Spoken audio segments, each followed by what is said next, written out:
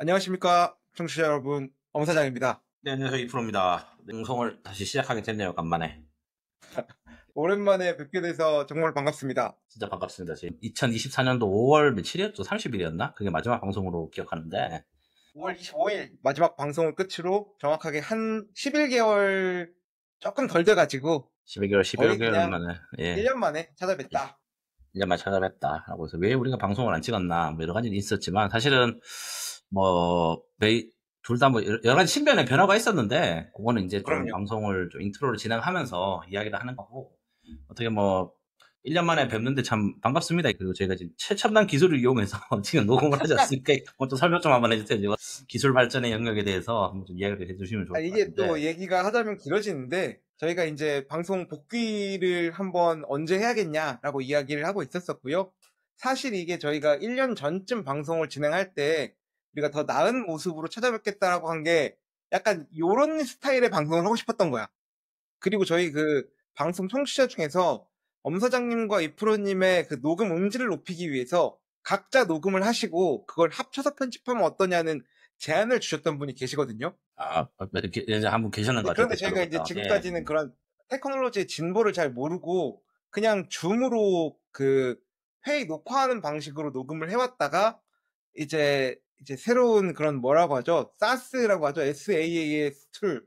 돈을 주고 이제 쓰는 툴을 통해서 뭔가 이런 전문적으로 녹화하고 음성도 따고 영상도 따는 이제 그런 서비스를 통해서 여러분들과 만나게 되었다. 물론 이거는 이제 편집 과정에 대한 영역에 있어서의 그런 테크놀로지의 진보고요. 또 한 가지의 이유가 있는데 요거 같은 경우에는 그 저희가 이제 방송을 2018년도부터 2024년도 초까지 뭐 진행해 오면서 가장 많이 했던 얘기가 우리 방송 힘들다. 일단은 돈도 안 되고 두 번째는 우리가 우리가 생업이 있고 또 먹고 살아야 되고 할 일들이 많이 있는데 우리 누가 편집해 주는 사람도 없고 이거 내용 콘텐츠 짜주는 사람도 없고 한 4년 5년 내용을 다루면서 이미 베트남에 있는 모든 내용 다 다뤘다. 뭐 다 다뤘잖아요, 진짜. 베트남 헌법까지 다뤘으니까. 뭐 굉장히 많은 걸 했었죠, 사실 저희 방송이. 그리고 이제 뭐 보시면 알겠지만 저희 방송 퀄리티가 갈수록 떨어질 수밖에 없는 이유가 이제 저희가 방송을 처음 시작했을 때가 저희가 이제 그 30살 뭐 이럴 때 아닙니까? 지금 31살, 30살 때. 그럼요, 18년도니까 저희가 서른 30살 때죠. 이제 2살, 32살입니다. 두 사람 뭐 한 살, 두 살 뭐 그때인데 이게 저희 방송을 꾸준히 들어보시면 아시겠는데 이제 남자 둘이 30대 초반에 이제 베트남에 처음 살게 된 외국을 처음 살게 된 남자 두 명이 이제 그때는 미혼이었고 장가도 갔고 그때는 사실은 저도 그렇고 엄사장도 그렇고 제가 회사 신입사원이고 하다 보니 좀 마음의 여유도 있었고 뭐 여러 가지들이 있었잖아요, 사실은. 그럼요. 그리고 이제 저희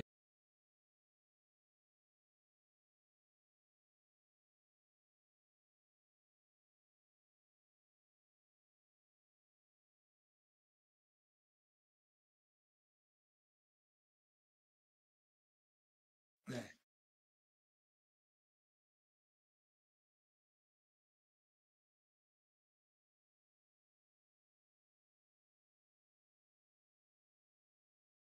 생각해봐 우리 둘이 방송 처음 시작할 때 그때는 좀 마음의 여유도 있고 시간의 여유도 있다 하니까 저희 둘이 만나서 공부도 많이 하고 스터디도 하고 뭐 자료 조사도 하고 했었는데 이제 뭐 이런 것들이 쌓이다 보니까 좀 부족해졌었는데 이제 좀 저희가 또 최신 기술을 또 접목을 해서 방송 주제를 네. 찾으면은 이게 또 굉장히 이런 또 부담감에 대해서 자유로워질 수 있겠다라는 결론이 내려가지고 이제 방송을 다시 시작하게 됐죠, 지금. 그래서 다양하게 여러분들이 많이 알고 계시는 그런 인공지능 LLM, 뭐 챗 GPT, 뭐 구글 제미나이 뭐 이런 것들을 사용하는 건데요. 사실 이제 저희가 가장 어렵게 생각하는 게 베트남 살아도 베트남에서 돌아가는 그런 그 언론에 나오는 뉴스들을 이제 바로 내 이야기처럼 받아들이기가 쉽지가 않습니다. 그런데 이제 지금은 이 인공지능이 베트남에 있는 뉴스들을 잘 캐치해서 또 그거를 그렇죠. 또 한국말로 저희한테까지 딜리버를 해주니까 이게 또 컨텐츠를 준비하는 데 있어서에 들어가는 노동력과 이런 시간들이 굉장히 뭔가 혁신적인 변화를 만들 수 주었다. 있겠다 싶은 생각에 이렇게 또 새로운 그런 시작을 하게 예. 된 것입니다. 그래서 컨텐츠를 구성하고 준비하는 거에 대한 변화 한 가지, 그 다음에 요거를 이제 청취자 여러분들에게 가져가는 그런 뭔가 방법으로서의 또 이런 변화 한 가지를 가지고 2025년 4월 이렇게 청취자 여러분과 다시 한번 만나게 된 것이다 라고 이해해 주시면 감사하겠습니다. 또 뭐 하나 더 있는 게 그것도 있죠. 사실은 이게 또 저희가 또 팟캐스트 얘기를 다시 꺼내게 된 게 얼마 전에 그 팟빵 그 저작권 이슈가 나오면서 그걸 좀 제가 언사한테 얘기했거든요. 우리 빨리 출금을 해야 된다. 우리가 뭘 잘못했는지 모르겠지만도 지금 저희 방송을 못 들으시잖아요. 팟빵으로. 그래서 그건 저희가 지금 팟빵 쪽과 해결 중에 있는데 이제 사실 거의 그게 해결했습니다.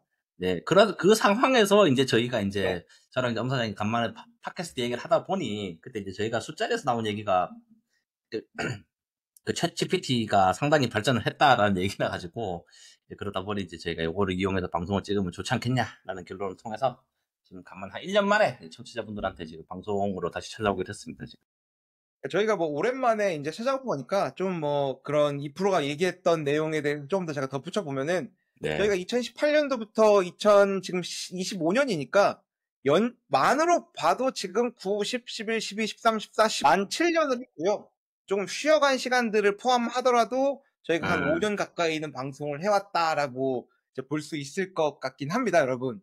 이게 굉장히 긴 그런데 시간이죠, 저희가 사실. 5년, 6년을 해오면서 이 프로랑 제가 엊그저께 돈을 처음으로 받아가지고 나눈 게 팟빵에서 정산한 수익이 60만 원이 안 되더라고요. 59만 8천 원. 98,000원. 이 친구가 2,000원 이제 좀 애누를 해줘가지고 진짜 딱 30만 원 받았는데 야 기가 막힌 수익률이죠. 이게 6년 동안. 물론 뭐 참 재미도 있었고 많은 분도 만나 뵀지만 사실 이제 팟빵 자체가 수익률이 참 좋지 않다는 게 다시 한번 검증이 됐다.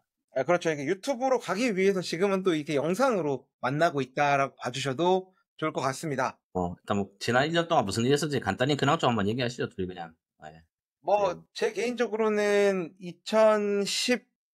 2024년도부터 방송을 못했었는데, 제가 마지막 방송이 올라갔던 2024년도 5월 25일 정도에 아내가 이제 임신을 한 날이고요. 그렇죠. 그리고 저는 이제 올해 2월 1일 날 이제 떡두꺼비 같은 아들을 낳아가지고 지금은 이제 아들이 지금 70일 좀 넘어가고 있는데 아빠가 되었다. 이렇게 봐주시면 될 것 같습니다. 이게 제가 가지고 있는 가장 큰 이슈 사항이었고, 그리고 방송을 뭔가 끌어오기 힘들었던 게 입덧하는 아내를 놓고 또 뭔가 근데 이거 사모님도 그렇게 많이 힘들어 하셔요. 근데 임신을 하고 나서 와이프가 뭐 되게 지쳐하고 이런 거 있잖아요. 입덧으로 굉장히 힘들어했습니다. 제 아내는 굉장히 고생을 많이 한 케이스라서, 이게 또 입덧이 없이 지나가는 사람도 있다는데 아내는 굉장히 심해서 심지어 그 토를 굉장히 많이 했어요. 지금 저희 와이프가 그래요. 사실 지금 토도 하고 저 컨디션 안 좋으면 네. 음식을 잘 먹긴 하는데 먹고 나면 많이 토하고 막 이래가지고 지금 아직도 컨디션이 좀 안 좋긴 한데 저도 뭐 그나마 말씀드리면 저도 이제 올해 지금 뭐 이제 애들은 사실 주로 따지잖아요. 신생아들은 제가 그거 지금 주로 따지죠. 그거 지금 계산이 잘 안 되는데 뭐 예정일은 9월 말 정도로 지금 예정일이 돼서 지금 저도 이제 아버지가 될 것 같아요. 얼마 전에 이제 뭐 병원 검사라든지 이런 거 테스트를 해봤는데 아직까지 특별한 이상이 없다라는 거 보니 그래서 이제 뭐 애가 정상적으로 태어날 것 같고 좀 신기하긴 합니다. 저도 이제 베트남에서 야 이게 결혼하고 애까지 나올 줄은 생각도 못했는데 이제 저희 둘 다 많이 좀 성장했다고 표현하면 좀 그렇긴 한데 그럼요. 이제 시간도 많이 흘렀고 성장도 했고 둘 다 어른이 됐다. 예, 어른이 됐습니다. 그렇습니다. 이제 그런 변화들이 저희한테 있었고, 이거는 이제 개인사적인 변화고, 뭐 개인사적인 게 아닌 건 아니지만 어쨌건 뭐 일적으로나 업무적으로나 뭐 청취자 여러분들께서 이제 과거에 들어오셨던 분들은 아시겠지만 이제 18년도에 방송을 시작할 때는 베트남에 있었다가 21년도 말, 22년도 초에 저는 한국으로 들어왔고요. 이제 뭐 다니던 직장이나 하던 일들은 또 그대로 하고 있어서 한국 중소기업들 베트남 진출하는 일들을 이제 한국 들어오고도 하고 있었고, 지금 현재도 뭐 업무적으로는 변함없이 진행을 하고 있어서 여전히 이제 베트남에는 뭐 연중으로 한 10번 가까이 출장을 가고 있고, 출장 가면 꼭 이 프로랑 항상 만나고 또 오고 이제 그런 식으로 하고 있다. 거점은 한국, 그 다음에 이제 업무의 대상지는 베트남. 그러면서 여러분들 아시는 대로 한국에서 아내는 빵집, 저는 옆에서 서포트도 하고 여러 가지로 많은 일들을 하고 있지만 업무적으로 변한 건 없다는 게 이제 제 근황이었고요. 이 프로님 근황은 어떠신가요? 저는 작년 5월이면 이제 회사 이직을 했어요. 사실은 기존의 회사 같은 경우는 방송에서 클리어하게 말씀은 안 드리는데 이제 한국에서 좀 큰 회사죠. 큰 회사 이제 전자제품 유통하는 업체에서 일을 하다가 지금 최근에 이제 이직해서 회사를 다니는 거는 이제 조금 약간 미래 산업이라고 표현하긴 그렇긴 한데 미래 산업에 가까운 회사. 그러니까 회사 본질은 약간 지금 스타트업에 지금 회사를 다니고 있습니다. 그래서 지금 첫 번째가 하는 거는 원래는 그 서빙용 로봇으로 해서 이제 사업을 시작했었고, 이제 제가 만든 건 이제 이런 그 로봇 관련해서 사실은 산업 현장들에 대한 수요들이 조금씩 발생을 하다 보니, 그리고 이제 베트남에 이제 공장들이나 이런 기업들 진출을 많이 했다 보니까 그거 대상으로 해서 좀 마케팅이나 영업 쪽으로 해서 좀 일을 하는 걸로 지금 베트남에서는 지금 저도 작년 언제부터죠? 제가 작년 7월부터 이직을 했나 해가지고 지금 회사를 한 8개월, 9개월, 8개월째 지금 다니고 있는 상황입니다, 지금. 그거 같아죠? 사실 이게 다 아닙니까, 지금. 얘가 생겼다. 밥은 여전히 그렇죠. 뭐 이렇게 빌어먹고 있다. 사실 이게 다시 뭐 우리 뭐 근황이란 게 뭐 다른 것까지는 궁금하실 게 만한 게 있나? 없죠. 그러니까 일단 이게 저희가 개인적으로 있었던 변화였다고 그렇죠, 그렇죠. 하면은 또 뭐 베트남에 계신 분들은 잘 알겠지만 베트남에 안 계신 분들은 그 1년 사이에 베트남에 있었던 변화에 대해서도 궁금하신 분들이 좀 있을 것 같아요. 그래서 저희가 이제 아까 전에 방송 준비하기 전에 아, 이런 변화들이 있었지 하는 것들을 잠깐 얘기했었는데 이제 뭐 제가 그 뼈저리게 느끼는 건 아니지만 최근에 이제 베트남에서 뭐 전자담배를 아예 전면 불법화 했던 게 있었고 하고 있죠, 지금. 예, 지금 그렇게 진행을 하고 있습니다. 그건 뭐, 제가 듣기로는 네, 전자담배는 완전 불법이어서 판매하는 샵들은 오피셜하게 이제 가게를 연 데는 문 닫았고 거의 다 그다음에 땄습니다. 이게 네. 그 딜리버리에서 판매하는 곳들은 있지만 걸리면 이제 벌금을 크게 먹고 그리고 아, 이걸 길거리에서 공안이 보는데 담배를 핀다 그러면은 벌금을 크게 문다라고 하는데 이게 실제로 그렇게 단속이 되고 있나요? 지금 뭐 단속은 하고 있고요. 사실 이 법이 나온 게, 이거 뭐 뒤에 거랑도 제가 좀 묶어서 말씀을 드릴 건데, 작년 연말부터 해서 베트남에, 아니 지금 뭐, 이게 베트남 정부의 기조가 보니까, 지금, 네. 그거 아세요? 지금 베트남에서 첫 번째로 이슈 나오는 게 지금, 올해 초부터 해서 관공서에 사람 줄이고 있거든요. 조기 퇴직 받고 있고. 몰랐습니다. 그리고 지금 부서별로 통합병을 시켜. 예를 들면은, 뭡니까, 뭐, 지금 제가 뭐, 베트남 부서까지는 기억이 잘 안 나는데, 여러 가지 부서들이 있으면 하나로 합쳐가지고 좀 효율화 시킨다고. 그 약간 제가 지자체도 합친다는 말이 있던데 최근에. 지자체 합병시키고, 정부 관공부처 합병시키고, 약간 앨런 머스크가 지금 미국에서 하는 것처럼 있잖아요. 그 좀 네. 관공서에 있는 사람들이 너무 비디하다 싶어가지고, 사실은 저희 장모님도 지금 뭐 아시겠지만 저희 지금 세무서를 다니시는데 1년 정년 퇴직을 일찍 신청하셔가지고 이제 그만두신다 그러더라고. 지금 그게 뭐냐면 이제 뭐 결론적인 얘기로는 베트남이 세수가 없다라는 게 일단 결론이에요. 제가 봤을 때. 그래서 정부 사업들을 많이 하잖아요. 지금 베트남에서 뭐 들리는 얘기가 지금 북부 남부 고속철을 뚫겠다 뭐 이런저런 얘기도 있고 지금 지하철도 지금 네. 계속 짓고 있죠. 호치민도 네. 1년 만에 가장 큰 일은 그거네요. 지금 호치민이 지하철 1호선에 돌아가고 있고 그때 네. 하노이는 저희가 방송할 때만 해도 1호선에 있었으니까 뭐 이런 좀 뭐 공공 인프라 사업들이 지금 베트남에서 해야 되는데 제가 봤을 때 나라가 돈이 없는 것 같아. 나라에 돈이 없는데 음, 많아서 그런지 모르겠는데 이제 그러다 보니 이제 정부를 효율적으로 관리를 하고 세금을 늘리겠다라고 해서 첫 번째로 담배 하면 세금 아닙니까 사실은. 제가 그럼요. 뭐 저도 뭐 이제 담배를 뭐 옛날에 많이 폈지만 사실은 제가 낸 세금 정도면은 그엄 사장이 대기업 다닐 때는 세금이랑 거의 백수 시절에 맞먹었다라고 할 정도로 담배를 많이 폈어요 사실.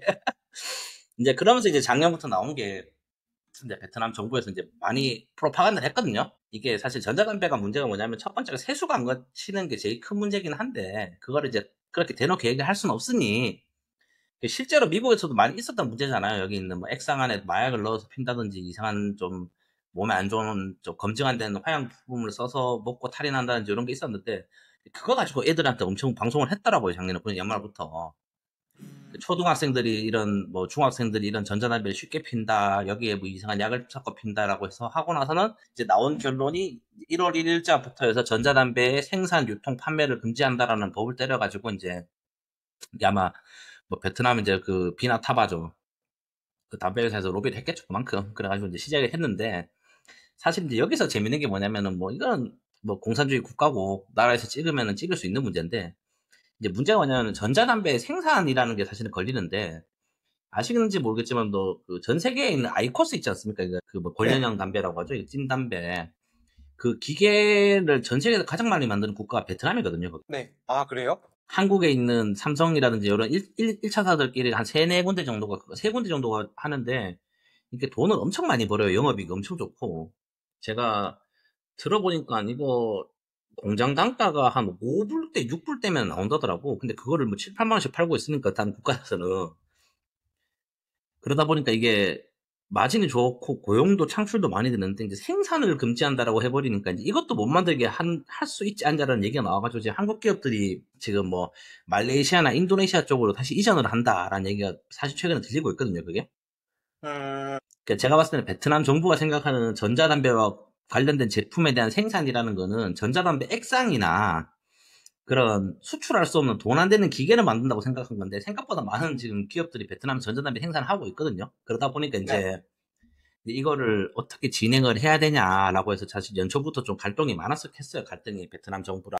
지금 음, 보니까 이제 약간 좀 뭐 보조금 내는 식으로 해서 그냥 베트남에서 떠나가지 마세요라는 식으로 베트남 정부 스탠드를 잡는 것 같더라고 지금 이게. 그래서 지금 생산 관련해서는 뭐 그게 지금 이슈긴 합니다. 베트남에서는. 네.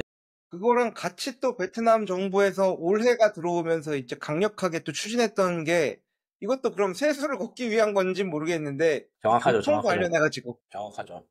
벌금을 그렇게 세게 물리기 시작했다고 하는데 저는 사실 아직도 제가 이제는 베트남에 들어가더라도 예전처럼 오토바이를 타거나 하지는 않고 이제 거의 이제 차로 움직이거나 하니까 잘 몰라요. 그런데 이제 현지에서 계신 분들의 얘기를 들어보면은 베트남에서 올해 초부터 요거 교통 그 단속되면 벌금이 진짜 어마어마하답니다. 이거 물리기 시작하니까 와 베트남의 질서가 이렇게 잡혔다는 게 신기할 정도로 이 나라에 이게 질서가 잡히냐 이런 얘기를 하는데 아, 요거 어떤가요?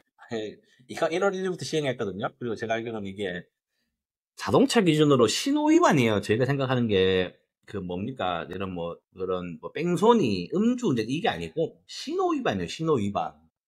그냥 네네. 신호 위반이 한 100만 원 정도로 제가 기억하거든요. 자동차 기준으로. 아시겠지만 네네. 베트남 GDP가 얼마입니까? 350불? 뭐 400불 네. 잡읍시다. 그러면은 일반 노동자들 거의 월급의 2배, 3배 하면 자동차를 신호 위반하는 순간. 그러면은 한국에서 신호 위반을 했다고 지금 한국 평균 월급 한 400만 원 정도 받죠? 300만 원, 400만 원? 그렇죠. 그럼 한국으로 치면은 신호 위반이 거의 1000만 원이 넘는 돈이거든요.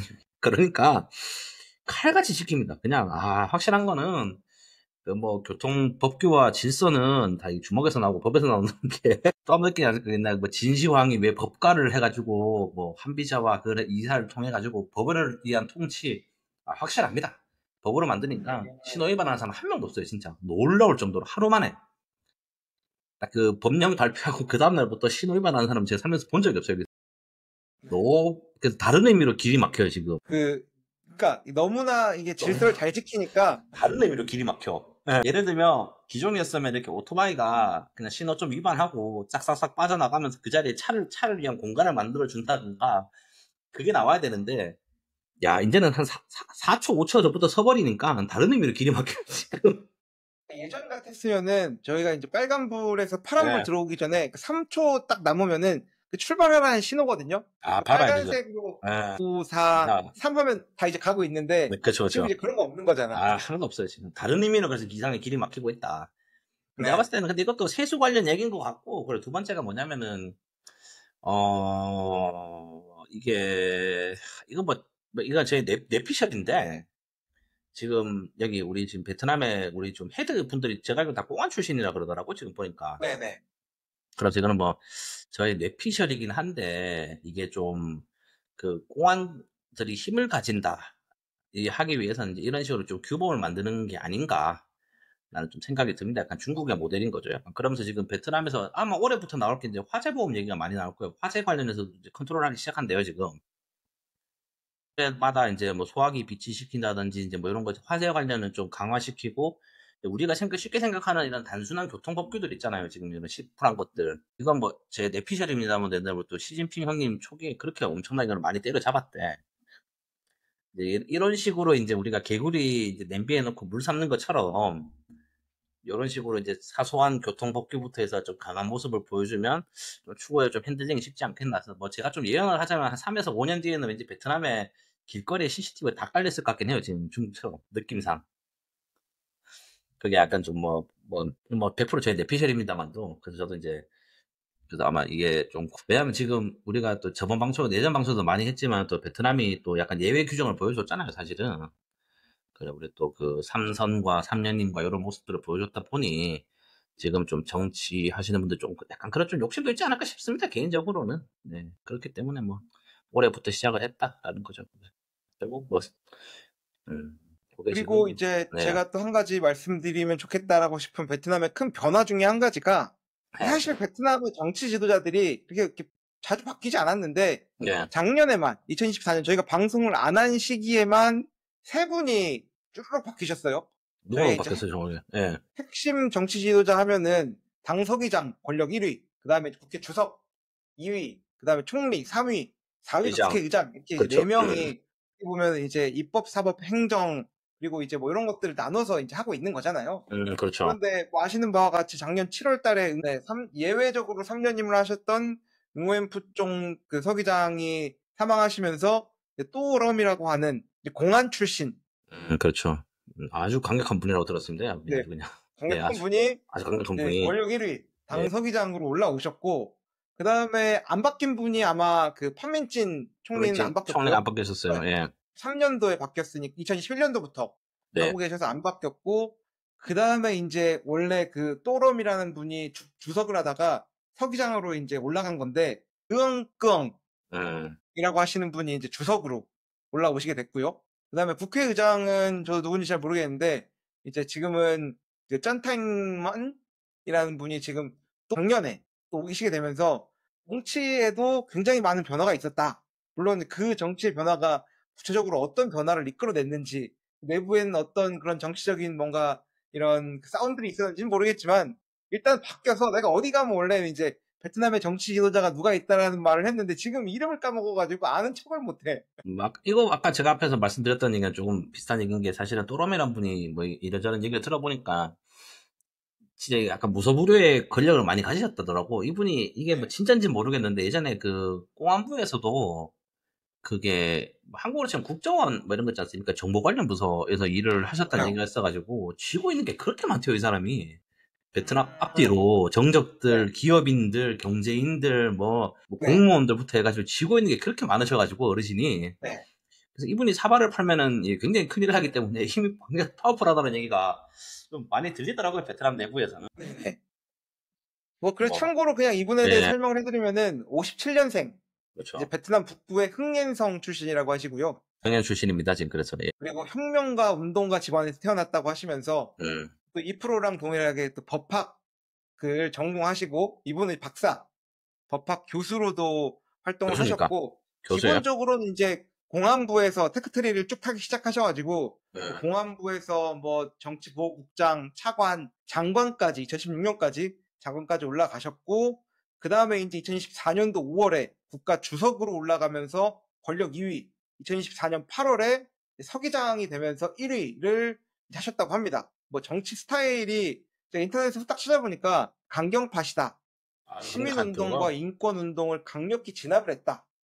부패 척결을 위한 대규모 수사를 주도하면서 많은 고위 관료와 기업인들을 체포했지만 일부에서는 이를 정치적 경쟁자를 제거하기 위한 그런 수단으로 활용했다는 비판이 있으시다. 비판이 아니죠. 이건 뭐 당연한 거고. 뭐 비판이라고 하기에는 이게 동서고무망론하고 너무 이게 좀 뭡니까 이게 그거라 가지고 뭐 이거는 비판까지도 아니고 이거는 뭐 의중도 아니고 실제로는 본인이 칼을 쥐고 있으면 휘두르는 거 아닙니까? 나도 휘둘렀겠어 사실. 제가 이제 뭐 아닙니까 그 자리 갔으면은.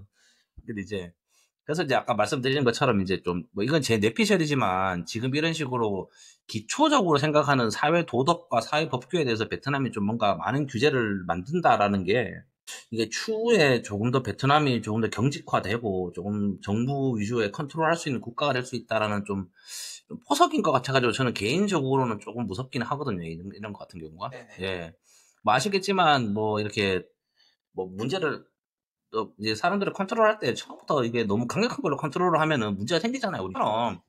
처음부터 뭐 각계시키고 유격시키면 안 되니까 처음부터 이렇게 조금씩 단계를 높여갈 건데 근데 이제 올해 들리는 루머들을 보면은 뭐 소방이라든지 이런 관련 교통법규라든지 이런 좀 단속 같은 경우는 더 강화를 할 거라는 얘기가 있어가지고 뭐 아마 뭐 이건 뭐 제 개인적으로 지인한테 얘기한 게 좀 그 이제 베트남에서 대관 관련 사업하시는 분한테는 중국에서 CCTV 수배하라고 제가 숫자에서 농담삼아 얘기를 했었거든요. 중국의 그 강력한 우리 CCTV를 가지고 와서 베트남에 풀면은 돈을 많이 벌 거다, 관공서에다가.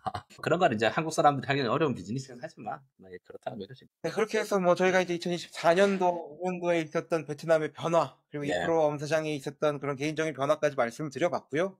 뭐, 원래 오늘 이제 저희가 그 첫 번째 주제를 끌고 가지고 오려고 했는데 저희가 지금 방송을 첫 번째로 썰을 풀다 보니까 녹음한 시간이 한 30분 정도 흘러가고 26분이나 있어서 그러니까 그냥 좀 오늘 개인적인 얘기를 하시고 이제 오늘의 그 주제를 끝으로 다음 주제를 말씀드리면서 이제 다음 방송 녹음은 다음번에 하시는 게 어떤가 하는 제안을 한번 드려보고 싶습니다. 딱 한 10분 채우죠. 그러면 어차피 원래 처음에는 저희가 이제 이거 뭐 테스트 배도를 찍었던 거는 관세 얘기 좀 하려고 했었는데 관세는 좀 유예가 되는 바람에 좀 여유가 생긴 것 같고 그냥 뭐 한 10분 정도 우리가 이제 앞으로 다음 방송 어떻게 갈지 이런 것만 좀 간단히 한번 짚는 걸로 얘기하시죠 그러면. 그래서 뭐 제가 개인적으로 어쨌거나 이 방송의 그 뭐랄까요, PD 및 뭐 편집 역할을 맡고 운영하고 있는 사람으로서 이 방송의 향후 진행 방향은 저희가 이제 그 유료 서비스를 이용해서 이렇게 영상과 못생긴 얼굴이지만 영상과 음성이 동시에 송출되는 시스템을 한번 마련해 보겠다라는 것으로 이제 말씀을 드리고요. 지금 보시는 것처럼 뭐 유튜브 프리미엄을 통하시면은 그냥 음성만 들으실 수도 있고요. 뭐 굳이 보시겠다라고 하면 이렇게 영상까지도 보실 수 있는 상태로 되고, 저희가 지금까지는 이제 그 팟빵을 통해서만 방송을 들으실 수 있었는데 팟빵을 통해서만 들으시는 게 아니라 이번에는 이제 유튜브로 통해서 업로드가 될 거고요. 그 다음에 그 기타 팟캐스트 채널들, 저희 뭐 애플에서 들어간 팟캐스트나 RSS를 공유하는 채널들 통해서도 방송을 들을 수 있도록 업로드를 하겠다. 이 변화를 이제 굿모닝 비엔남 굿비 시즌 5라고 명명을 해서 뭐 제대로 한번 시작을 해보겠다라는 게 이거 라이브로도 됩니까? 예를 들어 라이브로도 가능합니다. 막 슈퍼챗 쏘고 막 이런 거 있지 않습니까? 막 방 터지고 이런 게 그게 재밌지. 이 플랫폼으로는 안 되죠 그게. 안 되죠 그게. 이 플랫폼도 라이브를 지원하긴 하는데 네. 저희가 그 슈퍼챗을 받기 위해서는 또 유튜브 라이브를 해야 되기 때문에 그것도 편집 그거는 박스 주는 거구나. 네. 또 다른 이야기인 것 같습니다. 그럼 나중에 얘기합시다. 그렇게 할 것 같고, 뭐 컨텐츠의 지향점과 관련해 가지고는 사실 그러니까 저희가 이제 작년 초까지 방송 운영했던 거에서는 컨텐츠의 준비라는 게 사실 많지 않았고요. 굉장히 쉽지 않았습니다. 준비 자체가. 그 저희가 지금부터는 이제 아까 앞서 말씀드렸던 것처럼 그 인공지능의 도움을 받아서 기본적으로 자료 서칭을 좀 해오고, 대신에 이제 저희가 그 할루시네이션이라고 하고 저희가 항상 방송에서 말씀드렸던 그 법적 고지라는 걸 하고 시작했었는데 그렇죠. 네. 거짓말이 껴있을 수도 있고 그 현지인의 시선과 시각에서 볼 때 옳지 않은 내용들이 있을 수가 있으니까 저희가 뭐 세세한 디테일한 상황까지는 법적 고지를 하고 가되 현지에서 거주하는 2%의 입장, 그리고 또 베트남과 관련해서 여러 가지 사업을 또 함께 하고 있는 엄사장의 입장에서 그런 뭔가 그 허황된 사실들이 있다면 가감하게 커트 치는 걸로 해서 좀 인공지능의 도움을 받아서 이제 베트남에 관심 있는 많은 청취자분들께 좀 좋은 얘기를 좀 쉽게 풀어가는 그런 내용들을 해보고자 생각을 하고 있고요. 일단 저희가 주제를 확정한 건 아니지만 이제 원래 앞서 말씀드렸던 것처럼 그 관세, 그러니까 미국 트럼프가 때린 이제 전 세계적인 상호 관세 그런 정책과 관련해가지고 베트남이 어떤 대응을 했는지가 주제로 하나 뽑아놨던 게 있고요. 그리고 두 번째가 뭐 여러 가지에서 좀 두 번째 뭐죠? 베트남의 건국 신화. 베트남 건국 신화. 그렇죠. 네, 한국의 단군 신화와 비교해본 베트남의 그 랑몽권과 어우꺼의 신화가 어떻게 되어 있는지, 그렇죠. 이것들이 베트남의 현재 그런 문화와 뭔가 이런 사람들의 생활 방식에 어떤 영향을 끼쳤는지, 뭐 이런 내용들을 얘기해 보려고 준비한 게 있고요. 베트남의 그리고 학교. 그렇죠. 교육과정 어떻게 되나요, 여기서? 네네. 이 내용을 준비한 게 있고, 그리고 또 저희가 또 인공지능을 통해서 예전부터 말씀드리고 싶었던 내용을 정리를 했는데, 그렇죠. 기업 분석. 한국에서 보면은 뭐 예를 들면은 뭐 그 김우중 회장의 창업 스토리 이런 거 궁금하잖아. 그리고 이병철 회장은 어떻게 삼성을 만들었나? 뭐 이런 것도 궁금하실 텐데. 아버지가 부자였다.